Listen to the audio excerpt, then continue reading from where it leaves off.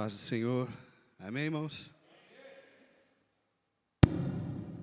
Opa. Momento gostoso, né? De estarmos na presença do Senhor. Fico feliz de estar aqui novamente ministrando a palavra e poder compartilhar aquilo que o Senhor tem falado aos nossos corações. Nós estamos numa série de estudos. Alguém lembra? Como? Estamos em? Alguns falaram obras, outros construção. Me ajuda aí, porque eu esqueci, por isso que eu estou perguntando. Ô, glória! Estamos em obra. Deus é bom. Que maravilha. Estamos em obra. Eu lembro que, quando eu cheguei aqui na igreja, o pastor Milton sempre me chamava de casa em construção. E eu sempre querendo espiritualizar tudo, né? Ficava assim, nossa Senhor, que maravilha, né? Mas nunca tinha perguntado a ele o porquê disso, né? E eu todo bobão, alegre, uma vez eu perguntei, pastor, por que eu sou casa em construção? Ele falou, porque está faltando telhado, pastor Rodrigo, mas Deus vai concluir. Deus é bom, né, Dudu? Daqui a pouco chega a nossa vez, Deus é bom. Meus queridos, a verdade é que todos nós ainda estamos em construção. Estamos em obra, e eu creio na palavra do Senhor. A Bíblia diz que aquele que começou a boa obra é fiel para terminar. Se for só telhado que falta aqui, vocês ainda vão ver eu com telhado aqui na cabeça. Mas o importante é confiar que Deus está cuidando. E dentro desta questão, dessa série, estamos em obra. O pastor pediu para eu falar um pouco hoje sobre exercitar a compaixão com foco em missões. Eu louvo a Deus por ter me colocado esse tema, porque é algo que, oh, meu querido, Deus abençoe. É algo que brilha muito aos meus olhos, queima no meu coração, sobre este tema. Algo que nesta noite eu gostaria de compartilhar com vocês, não somente em relação ao estudo da palavra, mas dando testemunhos práticos daquilo que eu tenho vivido também no reino em relação a isso. Eu gostaria que vocês pudessem acompanhar o texto da palavra do Senhor no Evangelho de Lucas, no capítulo 10, do verso 25 até o 37. Lucas, capítulo 10, 25 até o 37. Certa ocasião, um perito na lei levou-se para pôr Jesus à prova e lhe perguntou, mestre, que farei para herdar a vida eterna? O que está escrito na lei? Respondeu Jesus. Como você a interpreta? E ele respondeu, ame ao Senhor, o seu Deus, com todo o seu coração, com toda a sua alma, com todas as suas forças e com todo o seu entendimento, e ame ao seu próximo como a você mesmo. Jesus disse, você respondeu corretamente, faça isso e viverá. Ele, porém, porque queria justificar-se, perguntou a Jesus, quem é o meu próximo? E em resposta, Jesus disse, um homem descia de Jerusalém para Jericó, quando caiu nas mãos de assaltantes. Estes lhe tiraram as roupas, espancaram-no e se foram, deixando-o quase morto. Coincidentemente, um sacerdote descia por aquela estrada, e tendo visto o homem, passou pelo outro lado. De igual modo, um levita, quando chegou ao lugar e o viu, passou pelo outro lado. Mas um samaritano, estando de viagem, chegou onde se encontrava o homem e quando o viu, teve piedade dele. E se aproximou e lhe enfaixou as feridas, depois de derramar vinho e óleo nelas. Então colocou sobre o seu próprio animal, levou para uma hospedaria e cuidou dele. No dia seguinte, deu 2 denários ao hospedeiro e lhe disse, cuide dele, quando eu voltar, pagarei todas as despesas que você tiver a mais. Qual desses 3 você acha que foi o próximo do homem que caiu na mão dos assaltantes? Aquele que teve misericórdia dele respondeu o perito na lei. Jesus lhe disse: vá e faça o mesmo. Amém? Meus queridos, antes de entrar nesse texto, uma certa feita, uma ministração dessa mesma palavra, uma pessoa questionou dizendo: olha, quando nós vemos a história deste homem, nós vemos a Bíblia falando sobre levita, sacerdote, e como que fica a igreja em relação a esta mensagem? Eu queria só trazer um parênteses para vocês, que às vezes há uma má interpretação em questão desses personagens, que dá a impressão que eu estou pregando somente para a liderança. Obviamente que a liderança está aqui e também vai ser pregada para eles, como para mim também que estou ministrando, mas vamos entender um pouco o que realmente significa isso. Quando nós falamos de levita, há na cabeça a interpretação de muitas pessoas que se trata de pessoas que cuidam do louvor, de banda, de música, e nós sabemos que não é bem assim. Os levitas, eles tinham muitas responsabilidades na casa do Senhor. Então, se for falar somente de quem canta, de quem ministra, ou o sacerdote, que também era levita, que vinha dos descendentes de Arão, nós podemos entender completamente errado essa mensagem. Os levitas, simplesmente, eles também cuidavam do serviço no tabernáculo, no templo. Eram responsáveis por todas as áreas do local de adoração, desde o louvor até a manutenção e limpeza da casa do Senhor. Portanto, se você tem alguma participação nessa área, você também pode se considerar levita.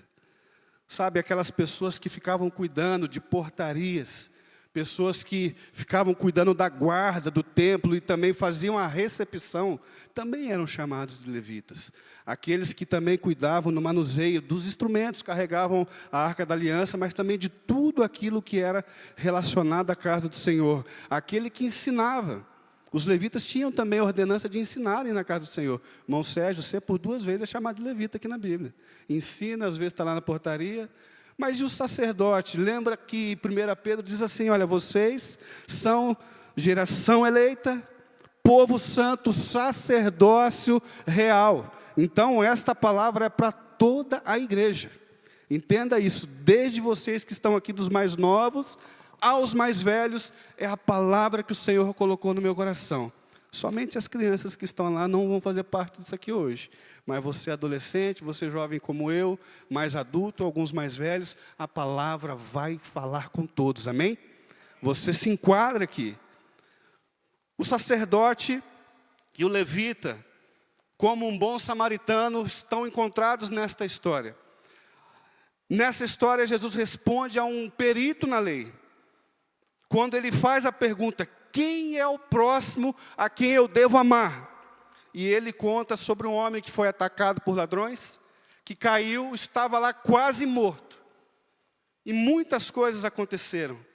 A história ensina que o verdadeiro amor ao próximo está em atitudes práticas de compaixão, não importando a origem, a condição de quem precisa de ajuda.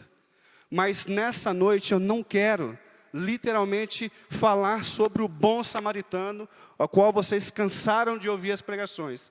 Eu gostaria nessa noite de tratar um pouco a respeito sobre qual atitude poderia estar no coração desses 2 personagens, do levita e do sacerdote, pelo qual talvez eles não deram importância para aquela pessoa que estava à beira do caminho machucado. O que é que pode ter afligido o coração deles a ponto de não perceber aquela pessoa naquele estágio, e talvez aquilo que a igreja, sem perceber, vem também deixando de lado como responsabilidade crucial do reino de Deus? Nós fomos chamados com uma missão. Servir a Deus é maravilhoso. Chegar num culto como esse, o pastor semana passada brincou comigo, dizendo que eu fedia naftalina. E hoje o culto está todo dessa forma. Que coisa maravilhosa, irmãos. Parece, se sabe, eu sei que todos aqui são amados por Deus. Eu sei que Deus ama a todos, mas parece que hoje esse culto, assim, sabe, está vindo para a minha vida de uma forma tão grande. Com esses louvores, André, Deus continue te usando, te abençoando. É muito bom quando nós estamos trabalhando para o reino de Deus. Quando nós servimos na igreja. Domingo, quem estava aqui presente no culto, foi um derramar maravilhoso do Senhor. Deus ministrando através dos nossos músicos, sabe? Vimos pessoas sendo renovadas, sendo impactadas. E isso é maravilhoso, mas isso não é tudo. Nós temos uma missão primordial em nossas vidas. Quando nós lemos em Atos dos Apóstolos, quando menciona a descida do Espírito Santo, deixa bem claro que nós vamos receber poder. Para que serve esse poder, igreja? Para que serve essa autoridade de Deus sobre nossas vidas? Por que nós queremos receber isso do alto? Por que às vezes a igreja se torna tão quente nesses momentos gloriosos, mas se torna tão fria diante de outras situações que realmente importam para o reino? Perdemos a visão daquilo que Deus tem para nós como igreja. Como que sem perceber o comodismo toma conta dos nossos corações. Como sem perceber a ponto de ficarmos estagnados e não conseguir enxergar esse viajante caído pelo caminho. Há 2 semanas atrás, mais ou menos, eu estava deixando a minha mãe no hospital e precisei voltar para minha casa. Eu não lembro exatamente o que é que eu tinha que fazer. E eu falei, Senhor, eu vou perder hoje o meu dia de trabalho, mas eu vou tentar, pelo menos dessa saída do hospital até a minha casa, pegar uma corrida. De repente, um dinheiro que entra, uma mistura que eu consigo botar dentro da minha casa. E ali no Parque Industrial, eu pego uma jovem no hospital regional, e ela entra dentro do meu carro chorando. E eu não consigo, moço, ficar quieto diante de situações como essa. E perguntei, minha jovem, além da corrida que eu estou fazendo para ti, tem algo que eu possa te ajudar? E ela me fala, olha, moço, a minha vida está destruída. Eu tenho 18 anos, eu acabei de descobrir que eu estou grávida. Falei, caramba, isso destrói uma vida? Eu fui expulso da minha casa com 7 anos de idade. E os traficantes do campo dos alemães que cuidam da minha vida. E o pai do meu filho é um homossexual. Eu não quero mais viver. Eu só estou indo aqui agora para minha casa e eu vou sair daqui e eu vou me matar. Foi uma corrida do Parque Industrial até o campo dos alemães. Para eu, com a graça de Deus, ministrar a palavra na vida dela e descobrir que é uma afastada dos caminhos do Senhor. E contar também as mágoas e feridas religiosas. Não vou atacar de maneira alguma nenhuma denominação. Mas para quem conhece, ela se diz ser cristã do Brasil. E eles literalmente condenam qualquer pessoa que comete ato sexual fora do casamento. Ela falou, eu estou excluída da minha igreja, eu não sou mais digna de ouvir a voz de Deus. Por que você quer me falar de Deus? Eu falei para ela, olha, Jesus cura até cicatrizes religiosas. Você não precisa fazer isso. Talvez o que começou de forma errada, através de um pedido de perdão, através de uma rendição a Jesus Cristo, Ele transforma a tua vida. E comecei a falar da alegria que eu tenho dos filhos que Deus me deu. Os meus filhos são orgulho na minha vida. Você não precisa fazer isso da tua vida. Existe solução. Talvez hoje, para você não, mas existe. E Deus pode reverter a tua história. Deus pode colocar um homem de verdade na tua vida para te honrar, para te assumir. E você voltar a viver. Meus queridos, isso tudo aconteceu em menos de 15 minutos. E poder chegar até o final da corrida e ela falar, ora por mim agora. Porque eu ia sair daqui para me matar. Mas eu vou buscar um primo meu que é pastor e eu vou voltar a viver nas graças do meu Deus. Uma simples corrida. Há pessoas que chegam às nossas vidas de formas que a gente nem espera. Eu fico pensando, o que pode passar no coração de um levita, de um sacerdote, de pessoas como eu, como você, que estamos congregando, e às vezes não conseguimos enxergar a dor alheia. Não conseguimos, às vezes, mais se emocionar com aquilo que Deus faz e colocar o nosso coração à disposição do reino. Eu não posso afirmar exatamente o que aconteceu na vida dessas pessoas, mas eu posso imaginar situações daquilo que eu já presenciei. E uma das coisas que eu listo, que nós possamos observar em nossas vidas e ver se o que eu estou fazendo é certo ou não. Mas o comodismo e o egoísmo ofuscam nossos olhos à dor alheia. Há um texto, profeta Ageu, é um contexto um pouco diferente, mas eu trago um pouco para isso, quando ele descreve sobre a construção da casa do Senhor, aonde ela ainda estava sendo construída, mas muitas das pessoas que estavam preparadas para ajudar na construção, estavam se preocupando com a tua própria casa, estavam se preocupando com a tua própria vida. E o texto lá em Ageu vai falar, olha, eis que vocês plantam muito, mas colhem pouco. Eis que eu fiz secar tudo aquilo que vocês colocaram, porque vocês não se importam com a minha casa que ainda não está construída. Quantos de nós almejamos ter a nossa vida bem-sucedida? Quantos de nós que somos pais, somos mães, queremos ver um futuro promissor dos nossos filhos? Sonhamos, e isso não é errado, não estou pregando contra isso. Tenho meus filhos e quero ver eles bem-sucedidos. Quero também honrar muito a minha esposa, ainda com muitas coisas que não consegui prometer. Mas por muitas vezes, sem percebermos, estagnamos a nossa vida somente nas nossas coisas. Oramos, clamamos, pedimos, lutamos, jejuamos,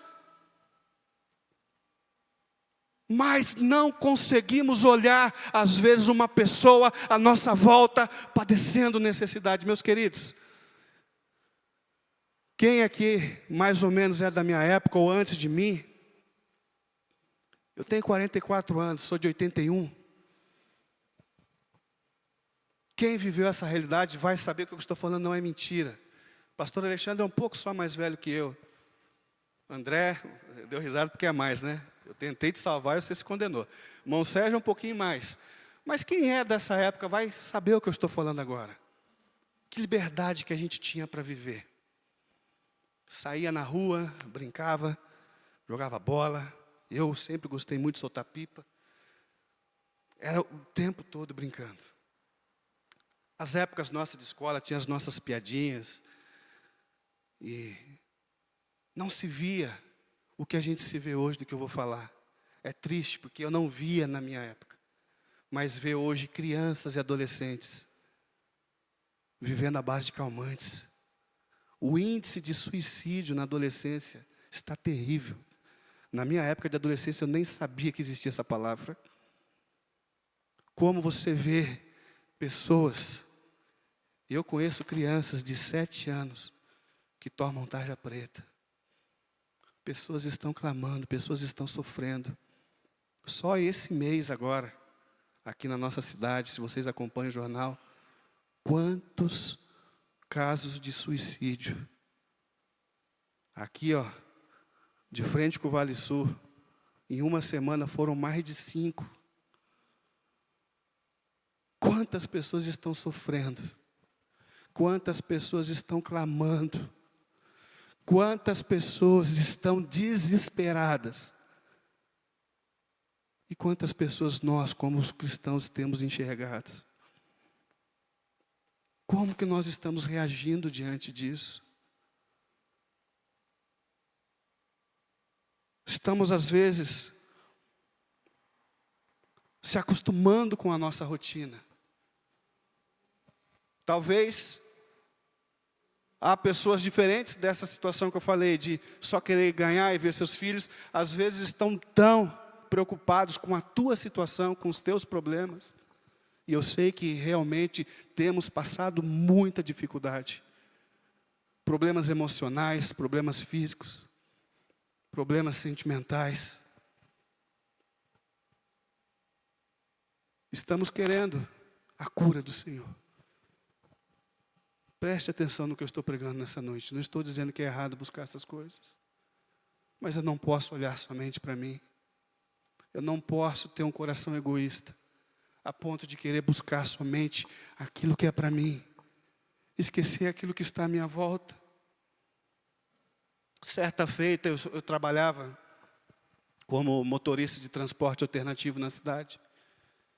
E entra uma mulher, justamente no banco da frente, chorando. Quase a mesma situação que eu falei dessa jovem. E eu, da minha forma que eu não consigo ficar quieto, perguntei a ela, dentro, dirigindo uma van, posso orar por você? Não sei qual a sua fé, não sei nem por que você está chorando, talvez possa ser até de alegria, mas eu estou incomodado com isso. Ana Paula, o nome dela. E ela disse para mim, olha, se você quiser orar, ora, mas eu não sei se vai resolver. Falei, meu filho nasceu, Davi, com problema no coração. 2 meses de vida e já fez 16 cirurgias. Falei, meu pai do céu. Uma vez, um amigo meu aqui, que não quero citar o nome, numa aula de escola dominical, eu estava falando sobre ajuda, ele falou, pastor, eu até quero às vezes perguntar se a pessoa quer ajuda, mas eu não pergunto, porque se ela falar que quer, eu vou ter que ajudar. Estou brincando, viu, irmão? Isso aí foi uma brincadeira, mas eu fiquei dessa forma, Senhor, o que eu faço agora? Falei, eu vou ter que orar. Peguei o contato dela, levei a Dayana. Dayana começou toda semana, ligando para ela. Numa certa feita ela falou, olha, meu filho foi levado lá para São Paulo, para o Hospital do Coração. E o médico disse que é a última cirurgia dele. Só que ele não disse que vai fazer a cirurgia para tentar. Vai fazer a cirurgia só para segurar mais um pouco. O meu filho já está condenado à morte. Eu falei com a Dayana, Dayana, vamos nesse hospital. Pedi permissão a ela, vamos lá em São Paulo. Irmãos, eu nunca vi essa pessoa na minha vida. Eu não preciso conhecer. Ela aceitou, foi eu, ela e Dayana.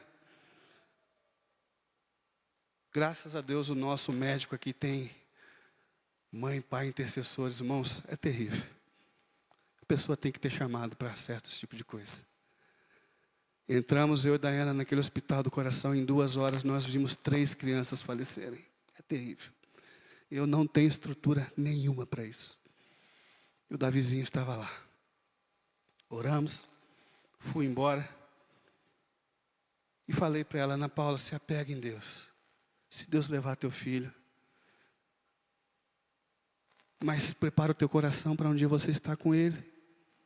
E para nossa surpresa, 2 meses depois, Davi estava de alta do hospital. Mas infelizmente, com 3 anos, ele faleceu. Mas a questão é, a palavra foi pregada sobre aquela família.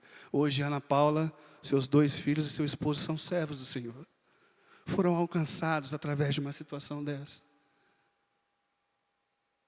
Tantas outras situações acontecem com a gente, meus queridos. Como será que às vezes a gente encara essa situação? Senhor, eu não estou bem. Eu preciso de tantas coisas. E às vezes nós não enxergamos aquilo que vem sobre nós. Cheguei aqui para congregar com vocês há 5 anos. Muitas coisas da minha vida vocês não sabem, irmãos. Vivi um final de ministério totalmente depressivo. Precisando muito de cura. Cheguei aqui na igreja, convidando muitas pessoas para vir para cá. Sabendo que Deus, Ele cuida de mim. Quem se lembra aqui do rapaz que vendia cana, esqueci o nome dele, que tinha uma Kombi de cana, calda de cana. Foi a mesma situação, peguei no Uber, falaram que estavam desesperados, precisando de Deus. Eu passei em frente à igreja, falei, essa aqui é minha igreja, vem aqui. E eles vieram, ficaram um tempo aqui. Não perca a oportunidade que Deus coloca na vida de vocês, irmãos. Vocês sabem da situação que tem passado com pai e com mãe. Eu cheguei e falei com o pastor, falei com o Diego. Falei, olha, eu preciso de um tempo, porque está muito difícil para mim. Pai e mãe doente, minha irmã também tem os problemas dela. Eu sou autônomo, mas fiquei muito tempo sem trabalhar para socorrê-los. Falei, eu preciso me afastar um pouco do louvor da bateria. Talvez vocês não me venham mais tocando aqui, porque eu pedi para sair. Não que eu saí do louvor. Falei, pastor, me deixa como o último step. Se um dia não tiver ninguém para tocar, me chama. Mas se não tiver, me deixa quietinho. Porque às vezes é um dia ou outro que eu vou descansar a cabeça, um dia ou outro que eu vou conseguir trabalhar. E eu cheguei a falar para a Diana, eu vou botar um ponto final entre aspas, né? Temporário em tudo. Cheguei até a comentar que queria também deixar um pouco o grupo dos adolescentes de lado. E eu lembro até hoje que eu falei para ela, olha, se me ligarem, eu vou passar para o pastor Alexandre, ele que se vira com tudo que aconteceu para frente, sem ele saber de nada. E foi no dia que foi fazer o início do GCN na casa do Andrezinho da Mila. E eles me convidaram para estar lá, o pastor fez uma confusãozinha, né? Ele ia mandar lá para o Andrezão, o irmão Sérgio até pediu para eu ir lá assumir lá, e o pastor falou, não, vai no Andrezinho. Andrezinho, para mim, é o Andrezinho, Andrezão é o Andrezão. E eu lembro que chegando lá na casa do Andrezinho, uma amiga de ministério de mais de 20 anos, Júnior conhece Regina, me liga, fala, pastor Rodrigo, você ainda está na igreja? Eu falei, estou na igreja, mano. Eu preciso muito da tua ajuda. A minha neta está possuída. Ela está terrivelmente possuída. E estava começando o GCN no Andrezinho. Falei, olha, eu estou começando aqui uma reunião agora da minha igreja, eu não posso sair daqui. Mas eu preciso de você hoje lá, você vai. Falei, se puder me receber depois daqui, eu vou. Terminamos o GCN, Andrezinho e Camila já se colocou imediatamente em intercessão.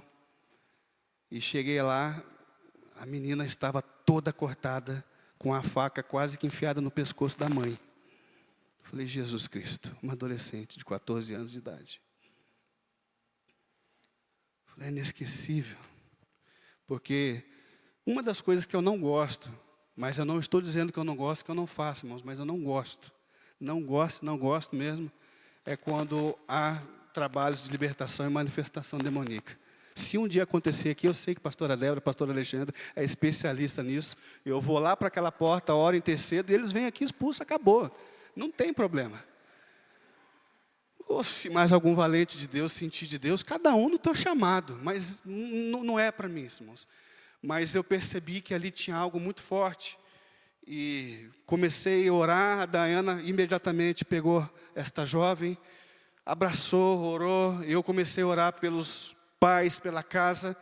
E não é algo que eu tenho assim na minha vida, não é dom meu, mas quando Deus quer manifestar, Ele manifesta. Eu senti uma opressão muito forte no quintal e no corredor daquela casa. E comecei a orar por aquele lugar, e aquela mãe veio chorando, olha, meu filho pequeno, ele não consegue da porta para lá, ele entra gritando aos prantos em casa.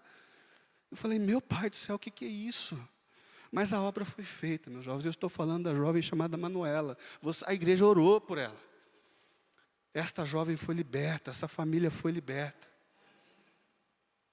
Mas algo ainda precisava se concretizar.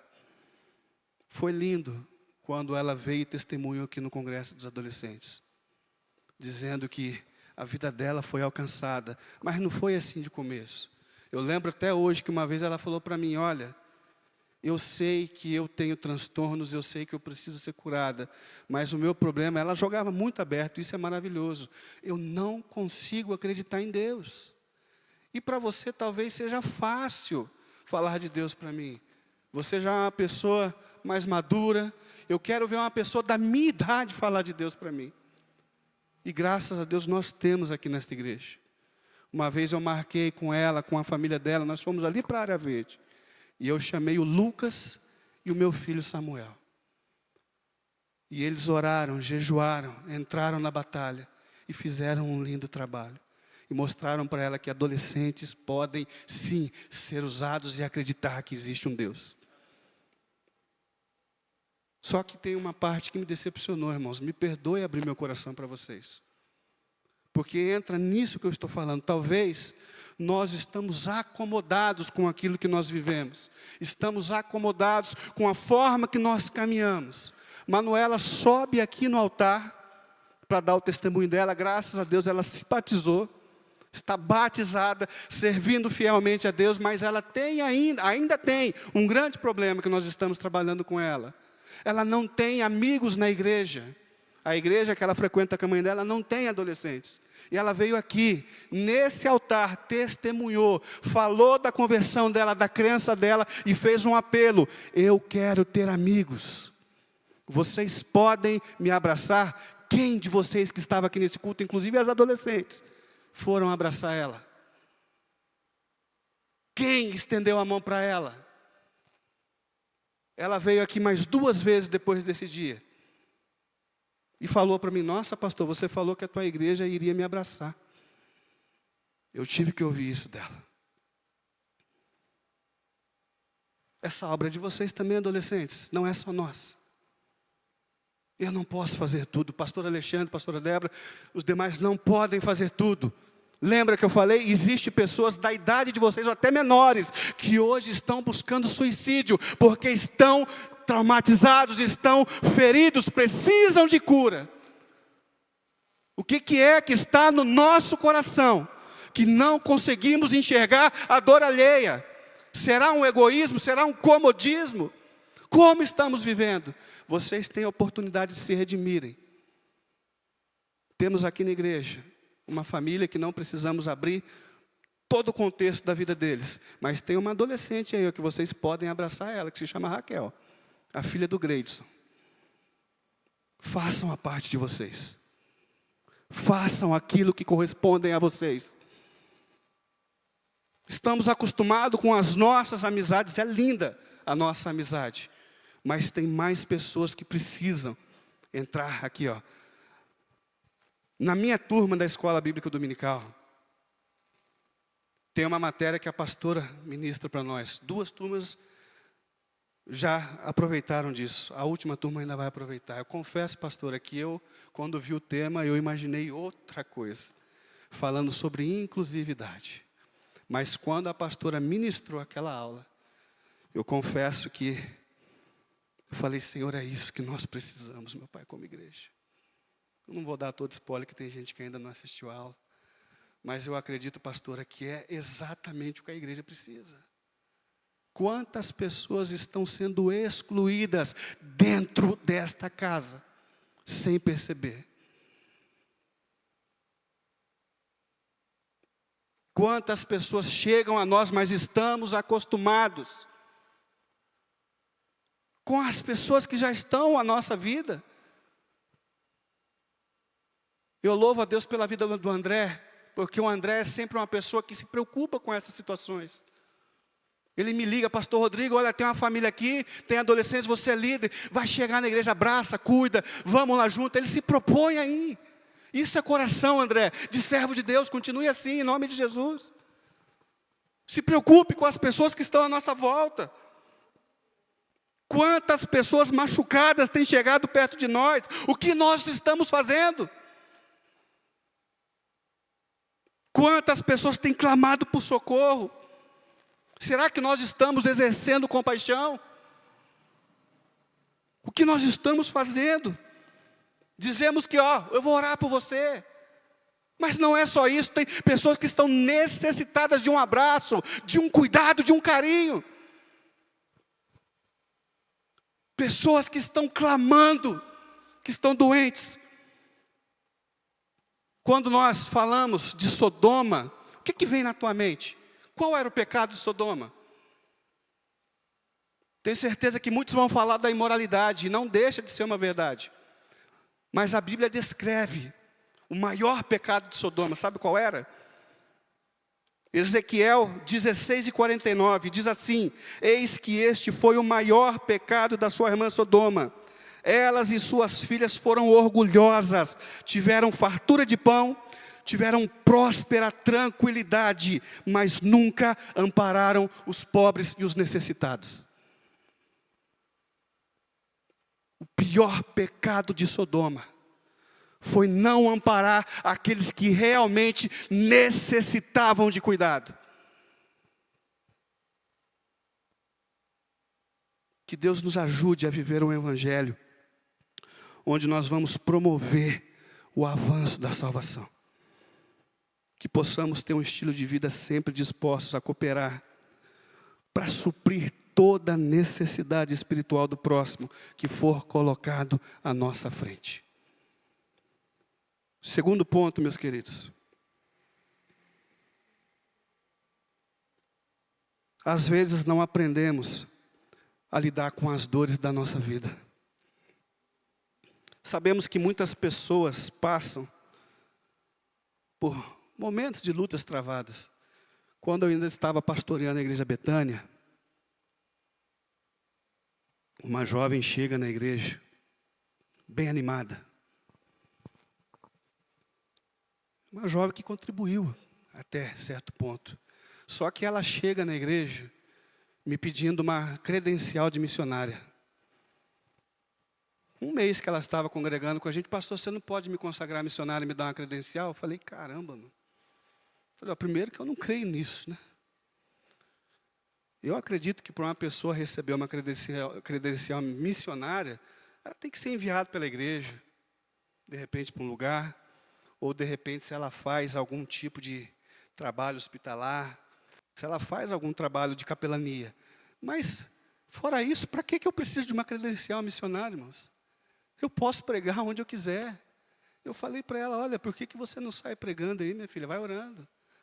Deve ter vizinho. Você mora perto de UPA, entra lá dentro, ora lá. Você não precisa de credencial para isso. Ela ficou quieta, passou alguns dias, não completou nem um mês.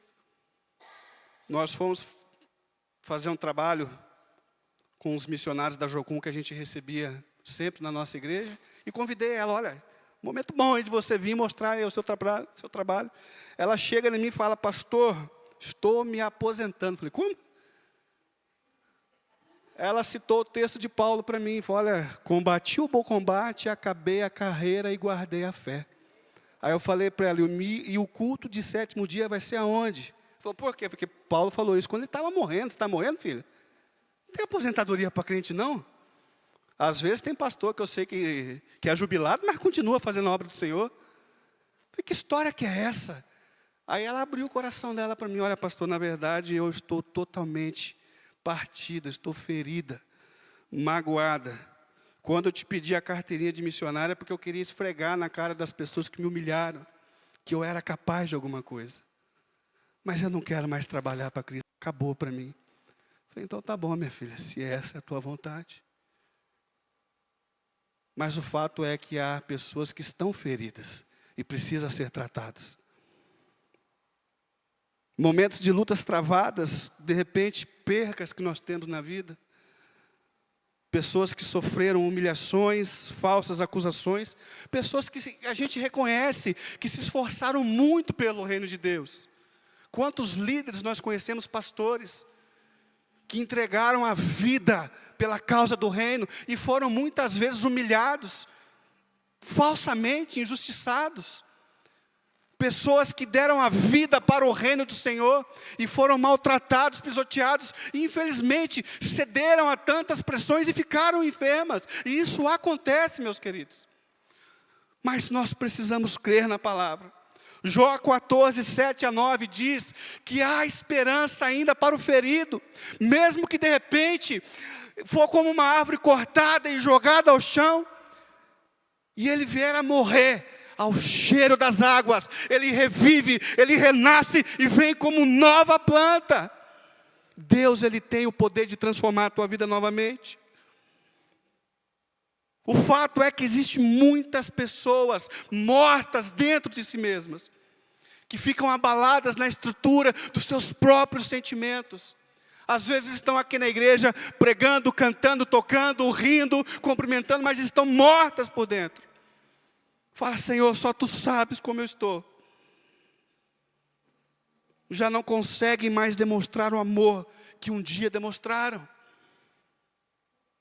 Vivem enclausurados, angustiados, que não conseguem mais enxergar a necessidade alheia.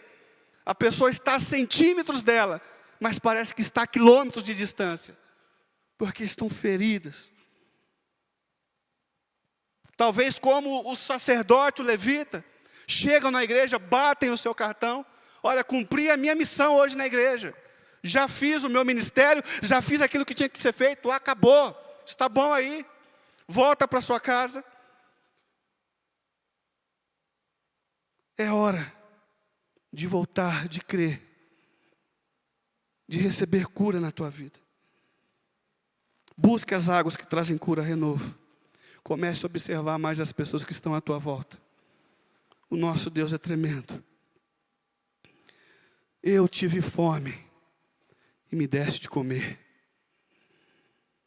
Quando, Senhor? Quando vocês fazem isso aos meus pequeninos, a mim estão fazendo.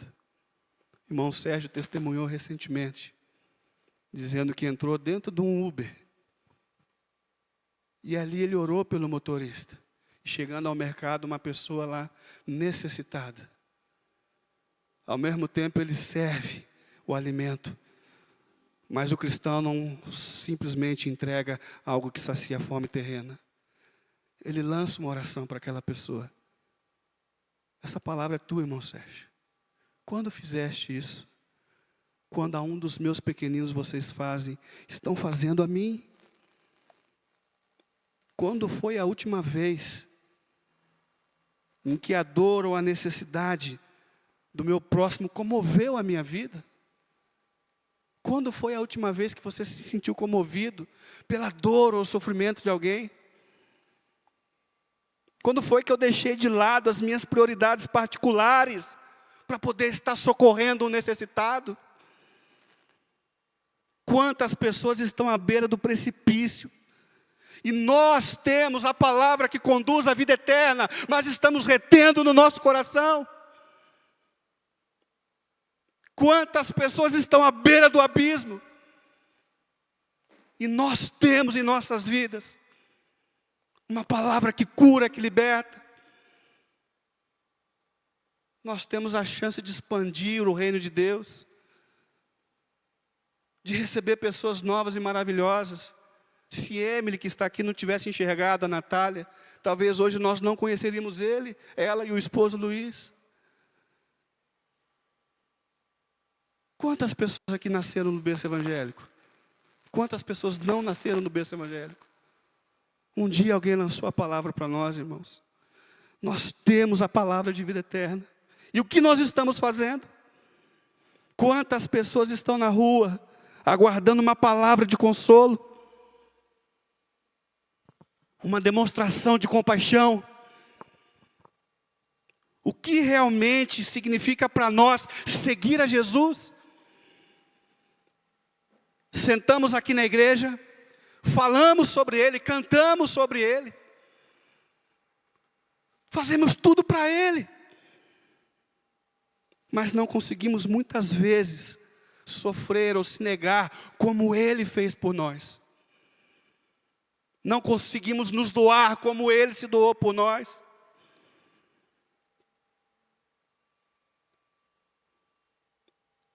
Leve esperança ao aflito de coração. Será que realmente nós estamos seguindo o exemplo que Ele nos deixou? Nós colocamos desculpas em nossos problemas pessoais. O que será que Jesus faria em nosso lugar? Será que Ele abandonaria ou negaria ajuda na hora em que mais precisam por conta dos meus problemas pessoais? Por conta dos meus traumas? Por conta dos meus sentimentos amargurados, pelo que o homem me fez. Porque um dia eu fui ferido para o reino, então eu não vou mais trabalhar? Ou será que se levantaria com grande autoridade e ajudaria o próximo necessitado?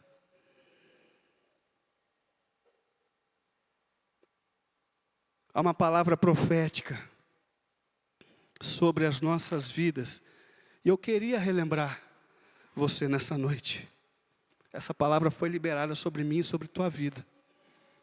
Isaías 61, 1 e 2. Se você tiver fé, faça assim com a tua mão e receba essa palavra em nome de Jesus. Só se você tiver fé.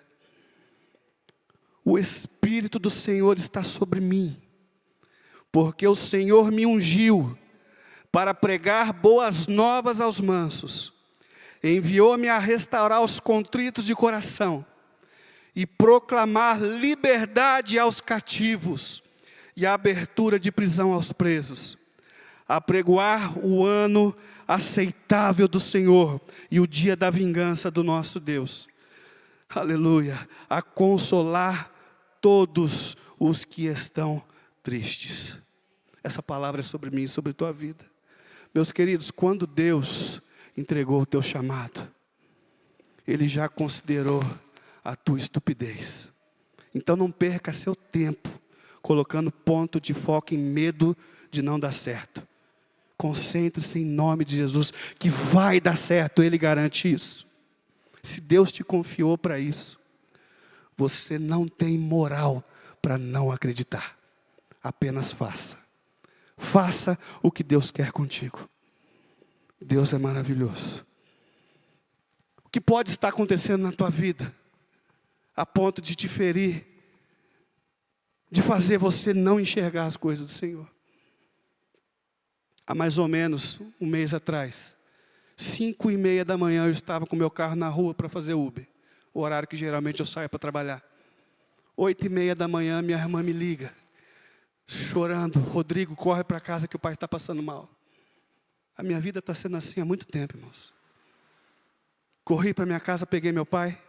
Meu pai só pode ser atendido no Pio 12, pela questão oncológica.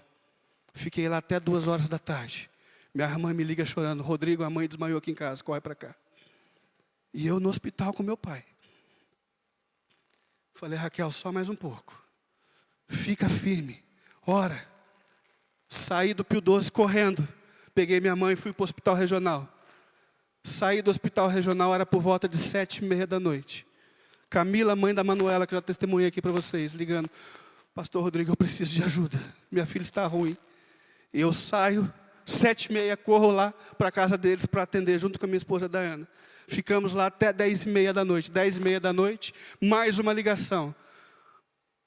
Meu cunhado estava ruim. Corre para cá, por favor, não estamos conseguindo chamar ninguém para orar por ele.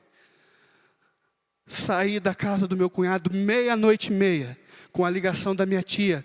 Falei: Rodrigo, me socorre, o seu tio está passando mal. Eles não têm filho. Meu tio também com câncer. 00:30, eu saio da casa do meu cunhado, corro para o hospital aqui do parque onde ela estava, chego, fiquei sabendo que tinha sido transferido para a vila. Corro para a vila, saí de lá 6 horas da manhã. Eu tinha exame para fazer 7:30, falei assim: eu não vou deitar, que senão eu não levanto. Voltei para minha casa, fui fazer meu exame. Chego em casa, meu pai de novo passando mal, meus queridos. Fui chegar em casa 4 horas da tarde. Totalmente destruído, fisicamente e emocionalmente. Pai e mãe doentes no hospital. 2 vidas sendo cuidadas com problemas psicológicos, psiquiátricos. E o meu tio com câncer. Meu tio, um espanhol de coração duro. Falei com o pastor Alexandre. Ele entrou em coma. Não acontecia mais nada com ele, não tinha reação. Minha tia chorando e eu pregando para os dois. Minha tia falava: se Deus me mostrar um sinal, eu aceito esse Deus.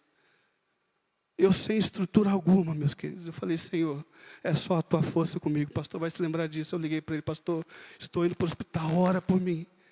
Eu não estou com condição física, não estou com condição emocional, mas eu não posso negar o chamado de Deus.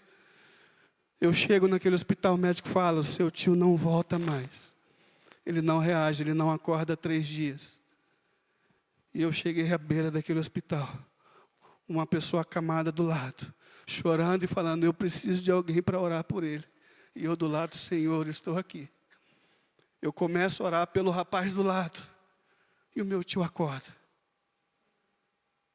Quando ele acorda, eu falo para ele: tio, é a tua última chance. Entrega a tua vida para Jesus.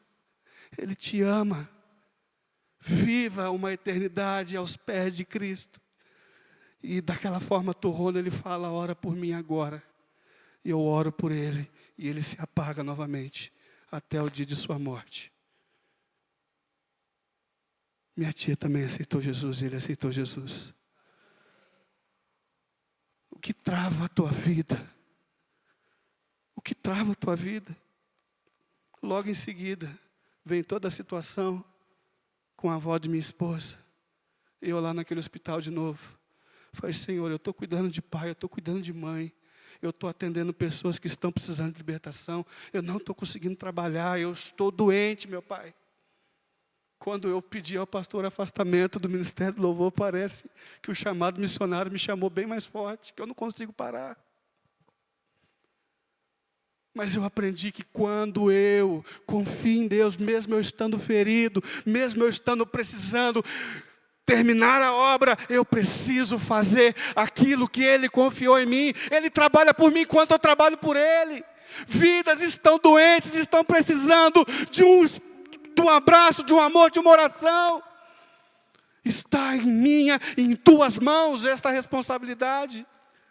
Para que eu quero ser impactado com poder, se não é para testemunhar sobre todas as nações que Jesus Cristo salva, cura, liberta e leva para o céu?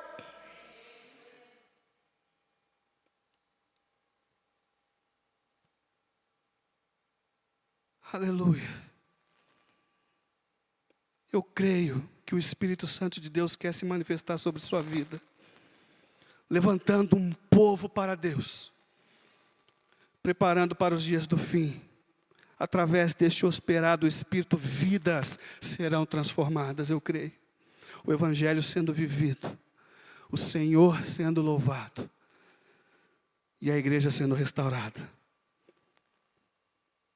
Que através do agir do Espírito sobre sua vida, Ele venha operar mais nesse mundo, levando vidas a conhecer a Cristo, levando vidas a viver em Cristo. Se coloca de pé, igreja, em nome de Jesus.